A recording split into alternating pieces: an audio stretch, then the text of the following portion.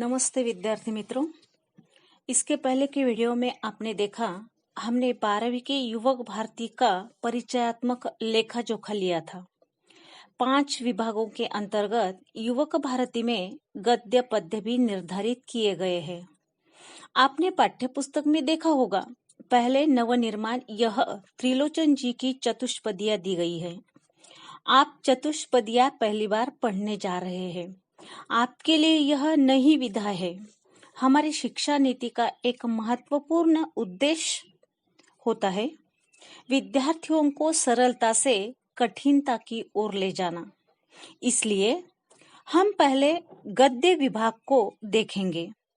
गद्य विभाग के अंतर्गत हम कहानी, संस्मरण, निबंध, पत्रविधा, लेख, अनुदित साहित्य, एकांकी, आत्मकथा, आलेख, शोधपर लेख आदि की जानकारी विस्तार से लेने वाले हैं।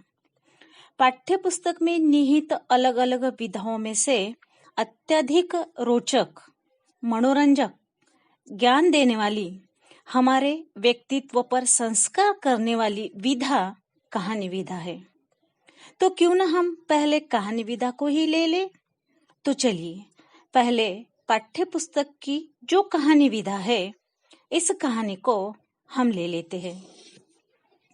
अब कहानी विधा यानी क्या, इस संदर्भ में थोड़ी सी जानकारी लेते हैं। साहित्य की एक महत्वपूर्ण विधा कहानी विधा। आपको पता है कि मनुष्य कहानियां सुनकर बड़ा होता है। मौखिक, लिखित कहानियां सुनना हमारे लिए बड़ा आनंददायी काम होता है। साहित्य में भी कहानी का महत्वपूर्ण स्थान है। सरल, सीधी भाषा में बताई गई कहानी हमारे व्यक्तिमत्व पर संस्कार करने का भी काम करती है। सरलता से, सहजता से उपदेश देने वाली कहानियों का हमारे जीवन में महत्वपूर्ण स्थान है। कहानी जीवन का मार्गदर्शन करती है, जीवन के हर प्रसंग को उद्घाटित करती है, मन को बहलाती है। प्रवाहमान शैली से लिखी मुहावरेदार कहानियां मन को छू लेती है। हिंदी साहित्य का दालन समृद्ध बनाने में कहानीकारों का योगदान बड़ा ही महत्वपूर्ण रहा। प्रेमचंद जैसे कहानीकारों ने सामान्य मनुष्य, किसान, मजदूर, भारतीय नारी को कहानी का नायक बनाकर सामान्य जनजीवन का चित्रण बड़ी सजगता से कहानी में किया। इसलिए उनकी कहानियां समृद्ध, सशक्त मानी गई। याद है आपको कि पिछले साल जैनेन्द्र की कहानियां पढ़ाते समय मैंने प्रेमचंद जी का भी उदाहरण दिया था, जिसमें आपको कफन कहानी का उदाहरण आपके सामने मैंने रखा था। जैनेन्द्र कुमार ने भी प्रतीकात्मक कहानियां लिखकर अपनी अलग पहचान दी। सशक्त कहानी का प्रेमचंद की परंपरा को आगे बढ़ाने का काम सुदर्शन जी ने किया। आज उनकी ऐसी एक सशक्त कहानी आदर्श बदला हम देखने वाले हैं। अब हिंदी साहित्य में सुदर्शन जी का नाम बड़े सम्मान के साथ लिया जाता है। अब लेखक का परिचय यहाँ पर संक्षिप्त में हम देखेंगे। सुदर्शन जी का वास्तविक नाम बद्रीनाथ है। आपका साहित्य के प्रति देखने का दृष्टिकोण सुधारवादी रहा। आपके साहित्य में आदर्श और यथार्थ का सुंदर समन्वय दिखाई देता है।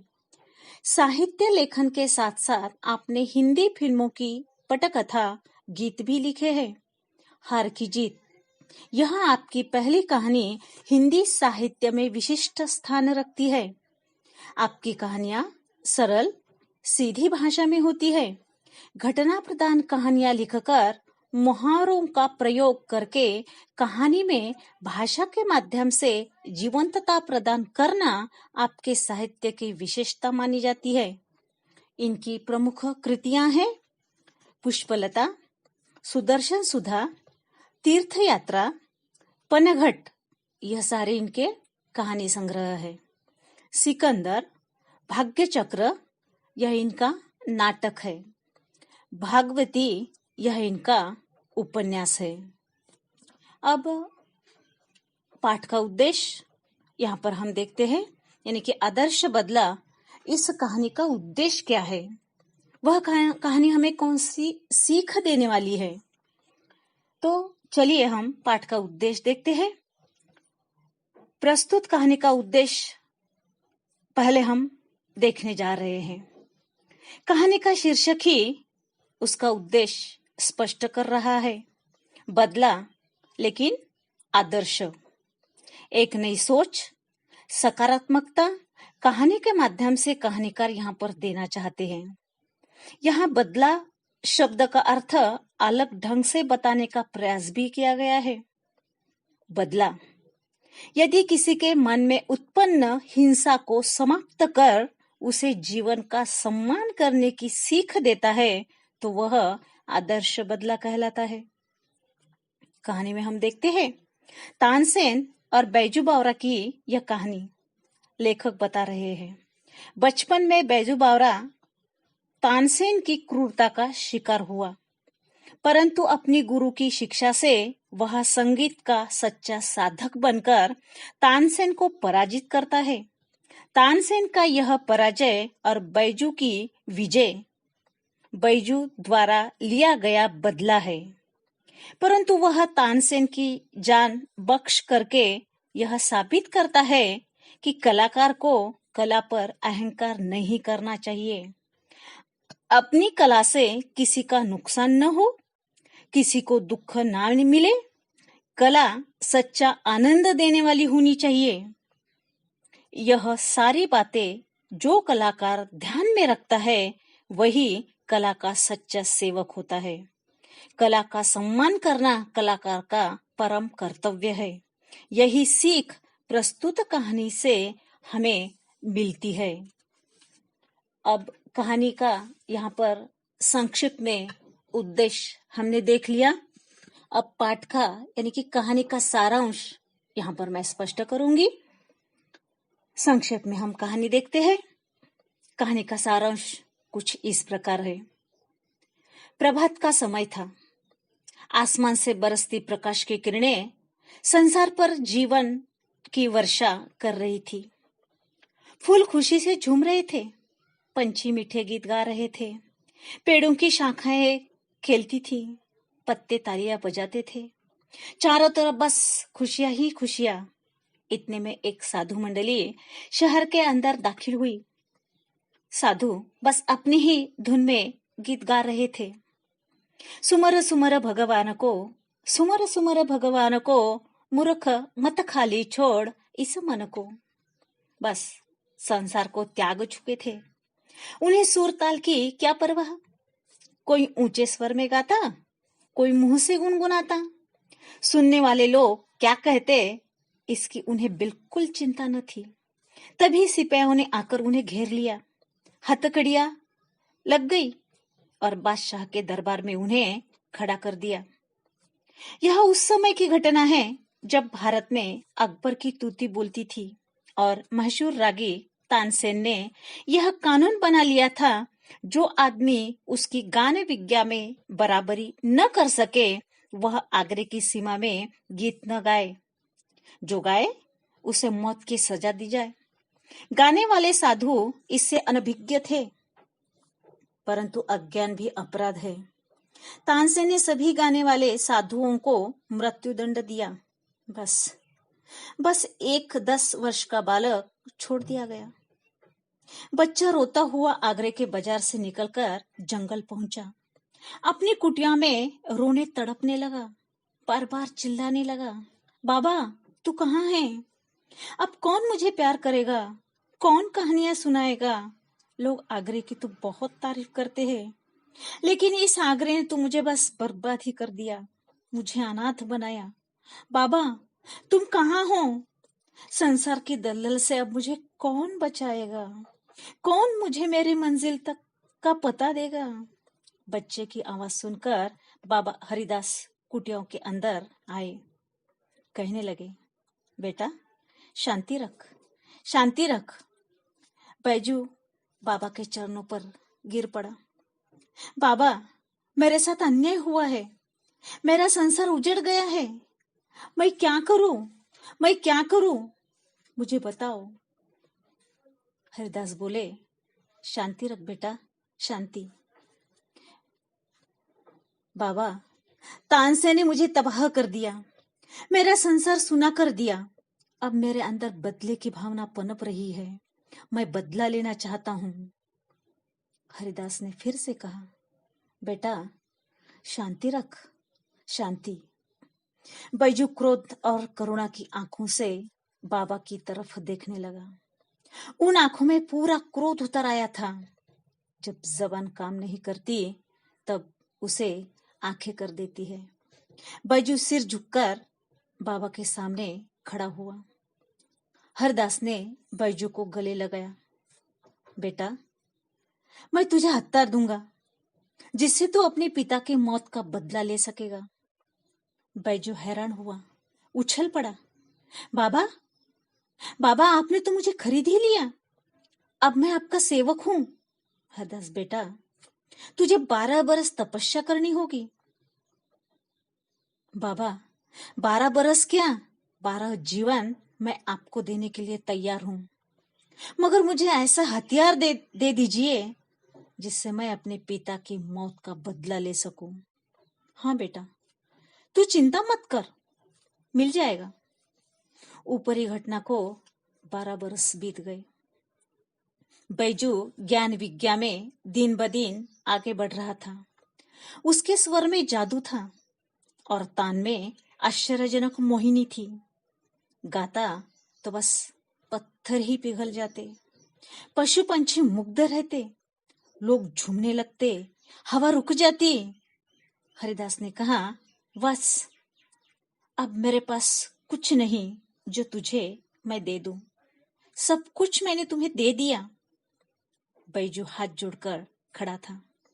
कृतज्ञता का भाव आंसुओं के रूप में बह रहा था। महाराज, महाराज, आपके एहसान जन भर सिर पर से नहीं उतरेंगे। हरदास ने कह दिया, बेटा मैं कुछ कहना चाहता हूं। कहिए ना बाबा, आप क्या कहना चाहते हैं। बेटा, एक तुझे प्रतिज्ञा करनी होगी। कहिए बाबा। बेटा, इस राग विज्ञा से तू किसी को हानि नहीं पहुंचाएगा, यह प्रतिज्ञा कर। बैजू का लहू सूख गया, पैर लड़खड़ाए। 12 वर्ष की तपस्या पर एक क्षण में पानी फिर गया। प्रतिहिंसा की छुरी हाथ आई, लेकिन गुरु ने वह निकाल ली, परंतु वह चुप था। गुरु के आगे वह कुछ न बोल सका, क्योंकि गुरु गुरु है, शिष्य शिष्य है। कुछ दिन पश्चात एक सुंदर नवयुवक साधु बनकर आगरे के बाजार में गाता हुआ जा रहा था। लोग समझे इसकी मौत आई है, लेकिन सुनने वाले मुग्ध हो गए। बात दरबार तक पहुंची। सिपाही आए हथकड़ियां पहनने के लिए, परंतु साधु को देखकर सूदी भूल गए। साधु के मुखमंडल पर तेज था, मोहिनी थी, जिसके मुंह से संगीत की मधुर ध्वनि की धारा बह रही थी। एक एक गाना बंद हुआ, तानसेन सामने खड़ा था। साधु की तरफ देखकर बोला, शायद आपके सिर पर मौत सवार है। मुस्कुराकर युवक ने उत्तर दिया, जी हाँ, आपके साथ ज्ञान विज्ञान की चर्चा करना चाहता हूं। अच्छा, नियम कड़ा है, जानता है ना तू, मौत है मौत। हुजूर, जानता हूं, मुझे भी मोह नहीं है। ठीक है, कल प्रातःकाल तुम दोनों में गान युद्ध होगा। जो जीतेगा वह जिंदा, जो हारेगा उसे मौत। साधु ने सारी शर्त मंजूर कर ली। सूरज की पहली किरणों से आगरा के लोग आगरे के बाहर निकल पड़े। ऐसा जान पड़ता था आज नगर के बाहर वन में नया नगर बसने जा रहा है। बेसब्री से लोग जिसकी प्रतीक्षा कर रहे थे, वह समय आ गया। अकबर सिंहासन पर था, साथ ही तानसेन था और सामने फर्श पर बैजू बावरा, जिसके मुख पर तेज, आंखों में निर्भयता थी। बैजू ने सितार हाथ में ले ली। सब ब्रह्मानंद में लीन हुए। पेड़ों के पत्ते निस्तब्ध हुए। लोग झूम रहे थे, थिरक रहे थे। ऐसा लगता था सारे विश्व की मस्ती वही आ गई। कुछ हिरन छलांग मार के बैजू के पास आ गए और खड़े हुए। बैजू सितार बजाता रहा। हिरन सुनते रहे और दर्शक अवाक होकर यह दृश्य देखते रहे। बैजू ने अपने गले की फूलमालाएं उतारकर हिरन को पहनाई। तब वे चौकड़ी भरते गायब हुए। बैजू ने कहा, तानसेन, मेरी फूलमालाएं यहां मंगवा दो। तानसेन भी पूरी प्रवीणता के साथ तैयार था। वह भी प्रवीणता से सितार बजाता रहा। पूरा पसीना पसीना हुआ। यह जीवन मृत्यु की बाजी थी। वह आज जीतना ही चाहता था। बहुत समय बीता, उंगलियां दुखने लगी। बहुत प्रयास किए, पर हिरन आए ही नहीं। तब बोला, वे हिरन तो अचानक आए थे, राग की तासीर से न आए। हिम्मत है तो दोबारा बुलाओ। बैजू मुस्कुराकर बोला, बहुत अच्छा। उसने दोबारा सितार उठाई। संगीत लहरी वायुमंडल पर लहराने लगी। बैजू के पास फिर हिरन आए, वही हिरन जिन्हें बैजू ने ही फूल मालाएं पहनाई थी। बैजू ने मालाएं उतारी, हिरन कूदते चले गए। तानसेन की मृत्यु निकट थी। फैसला बैजू के हाथ में था। तानसेन बैजू के पैर पकड़कर गिड़गिड़ा रहा था। बैजू स्तब्धता से देख रहा था। गिड़गिड़ाकर तानसेन बार बार कह रहा है, मेरे प्राण न लो, मेरे प्राण न लो। बैजू ने कहा, तुम्हारे प्राण लेने की चाह मुझे नहीं है। यह जो निष्ठुर नियम तुमने बना दिया है ना, उसे तोड़ दो। आगरे में गाने के लिए सबको आजादी दे दो। अकबर तानसेन से अधिक मात्रा में प्यार करता था। झट से अकबर ने कहा, हाँ, अभी नियम को तोड़ दिया गया। तानसेन कहने लगा, यह उपकार मैं जीवन भर न भूलूंगा। बैजू ने जवाब दिया, 12 बरस पहले आपने एक बच्चे की जान बख्शी थी। आज उस बच्चे ने आपकी जान बख्शी है। यह सुनते ही तानसेन हैरान होकर बस उस युवक की तरफ देखते ही रह गया और कहानी यहाँ पर खत्म हो जाती।